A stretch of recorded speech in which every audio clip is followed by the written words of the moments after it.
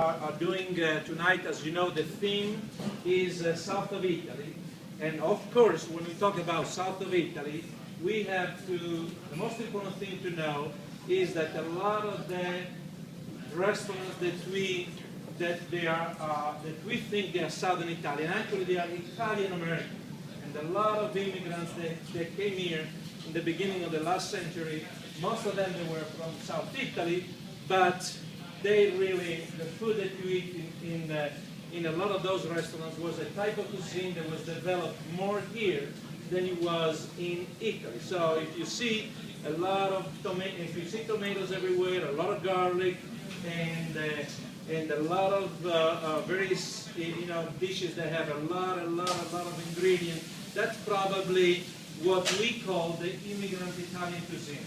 This is not what this gentleman here do. We do the cuisine of Italy, and tonight we do the cuisine of the southern. When we talk about the southern, we talk all about those places south of Rome, and then the two islands of Sicily and Sardinia. That's considered the great south.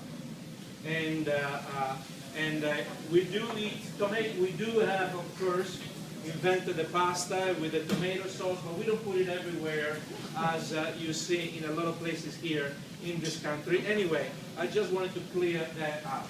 The wines of South Italy are superb. A lot of you may be familiar with some of these grapes, but for those of you who are not familiar with our wonderful stuff from the South, be prepared for a great treat tonight, because a lot of the things that they are made in the South, they're becoming more and more popular. For example, the first wine that you have on the table right now is a grape called Falanghina. Falanghina is one of the trendiest wines in Italy right now. It's drunk not only in the area where it's made, near Naples, but it's also consumed even more in Rome, in Florence, in Milano, in Venice. So some of the best things, they go, they cross the regional borders like the good ones. And Falanghina is one of them. The wines of South Italy have a very strong character, very strong personality. It's very difficult to mix them with wines from the north of Italy or from any other country. These are wines that tell you exactly where they come from, and when they come from good producers, you have exquisite stuff. So I hope you like all these wines. I'm sitting with you for dinner tonight, but I'm going to be walking around, and I'm going to ask you what do you think about this wine. Also, Superior Liquors has helped us to promote this event, so later on we're going to pass a list of wine with a discounted price list if you like to purchase for them, and they will have all these wines on Friday. So as I was telling you, the first wine, Falanghina, is one of the most ancient grapes of South Italy. The Greeks brought us most of the grapes that we have in the southern part of the country. They are the ones that called the peninsula, they call it Enotria, land of wine. And the Romans later on, they perfected the Greek cultivation, the Greek wine, what the Greeks had done before.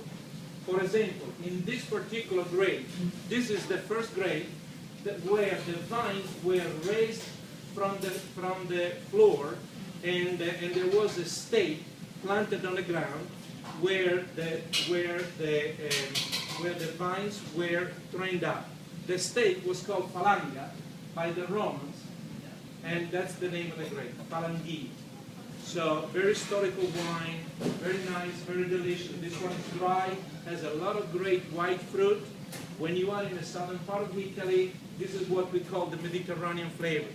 So we are not just looking for green apples or citrus as we are in the north when we drink like Pinot Grigio. Here, the flavors are fruit that is a little riper, so look for figs or something similar to that.